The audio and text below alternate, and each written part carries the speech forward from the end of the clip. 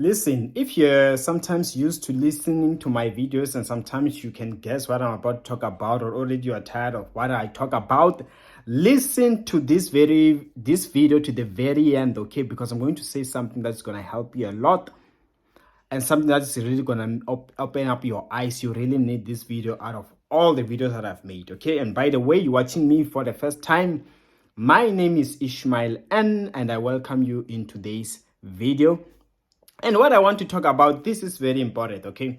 One thing that you should never make a mistake of when it comes to spouses regretting, or someone you loved regretting, someone you believe is a spouse or stuff like that, is you waiting on them to come back while you remain absolutely single, no longer looking at anywhere.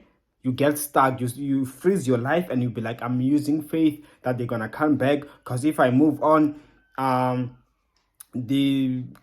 won't think that I'm serious or I have enough faith. Listen, I'm going to talk to you now. I'm sure now you're wondering, this guy is no longer using faith. Oh, how can he allow me to move on? Like, why can I while I'm praying? This, yes, I get what you're saying. It kind of makes sense what you might probably think, that now because now you trusted in God, why are you still trying other relationships and stuff? But listen to this, and I'm going to talk to you via personal experience, okay?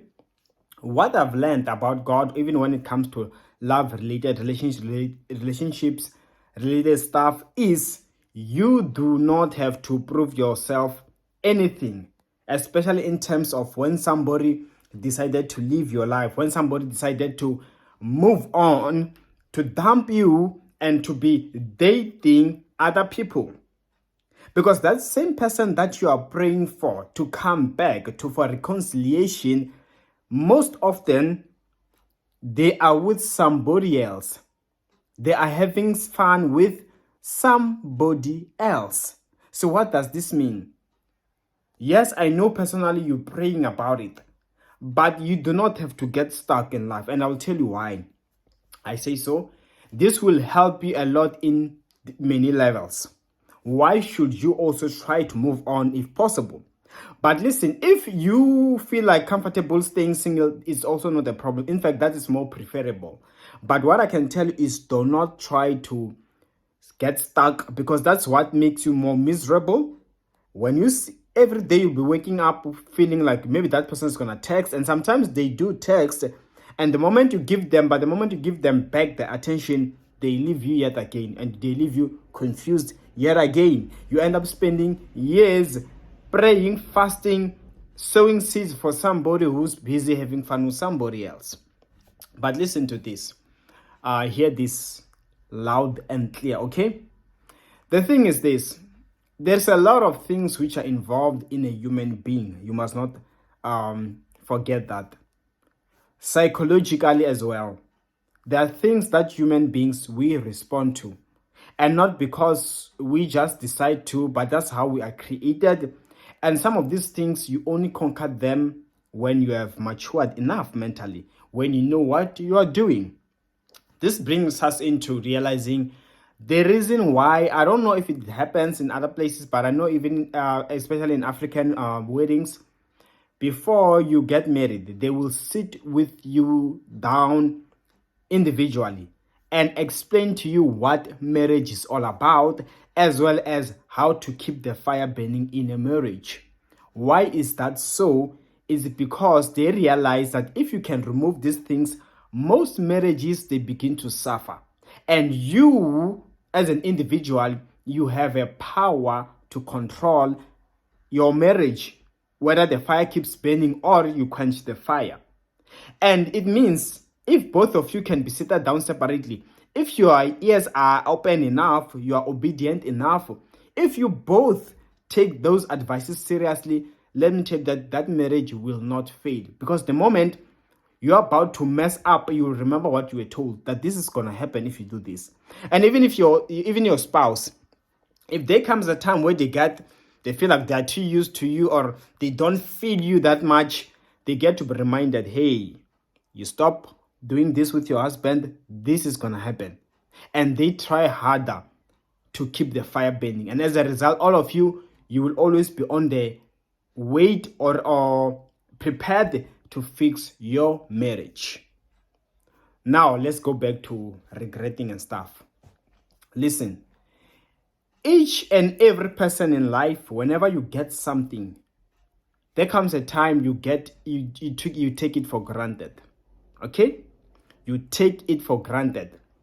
And sometimes when you have taken something for granted, one of the major human natures that I've realized also personally and with other people is like, if somebody can live your life, if somebody, even if they can dump you, and then you go back and beg that lady that you want her back. Now you dump her and you go back to her. I'm sure you ladies might have experienced that someone dumped you and then now he comes back begging after maybe a weeks or a month. And you knew that it was hurting you. You could wish that you would get back together again. But the moment he comes back begging you for love back, you start to realize or feel like you're no longer interested. Why is that so? You feel like now that's when it's like somewhere that person gave you closure, that they still love you, and now they some sort of like gave you power now to feel like, oh, okay, he wants me, but I don't want him anymore. You get what I'm saying? But the time he left you, while he had dumped you, he left you with a scar, with questions. Why did he dump me? Am I ugly? Is something wrong with me? And then as a result, it never gave you peace. Even if you try to move on, but you still wonder, why did he dump me? You get what I'm saying? So that's the human nature. That's the human nature. People will end up taking you for granted. Hence, it's important that when somebody lives your life, don't try to force them back in. Let them regret on their own and come back. Say that's when you decide whether you take them back or not. Even when it comes to God in the Bible with the Israelites, do you still remember how many times they've been disobedient?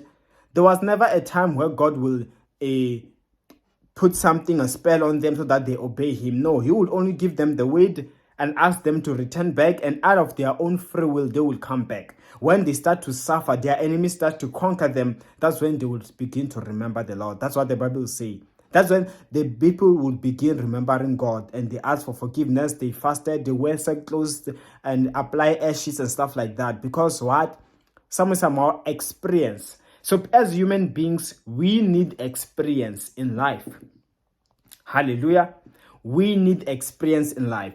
So when somebody has left you, they will try to want to come back while they are still in love, in a relationship with somebody else.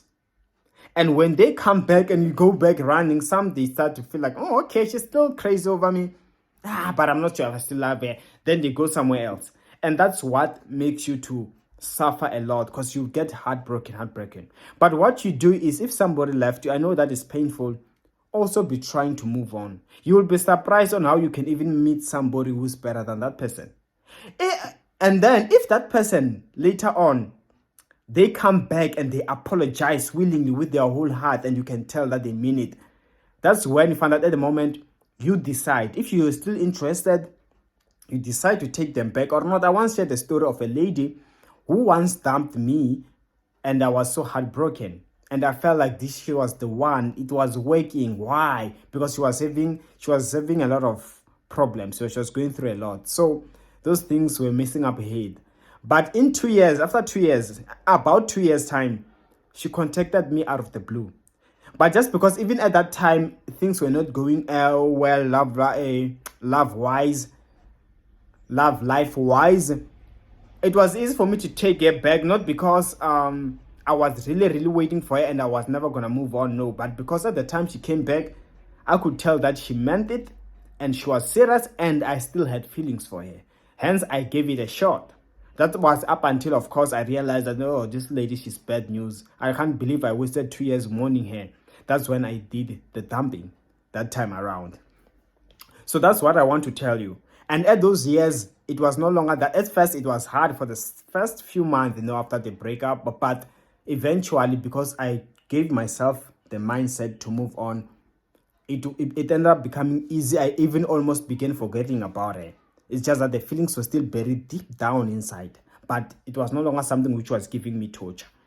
because already I was looking forward, forgetting about the past.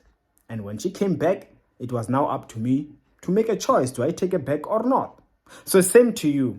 Stop torturing yourself. If somebody left you, if possible, you can move on. If not, you'll enjoy being single. Yes, you can remain. Up until they come back, you can never tell how, when they're going to come back. But what I know is most probably you'll get another chance. God can grant you that chance. But sometimes it is worth it that that person left you, because you realize that they were not actually good for you. Like me, that lady, I knew at the end that no, this lady, no, we can't be together. That was like, I can't believe I wasted my time. So that's all I wanted to share with you in today's video. I hope you learned something about it. If you have questions, you can comment on the comment section below. And for prayer requests and spiritual advices, DM me on my Instagram or email me. The details are on the description of the video below. Share, like, subscribe, as well as hit the notification so you know if I'm uploading new videos like this. And as for me, Ishmael, and your priest, I will see you in the next video upload. Take care and stay blessed.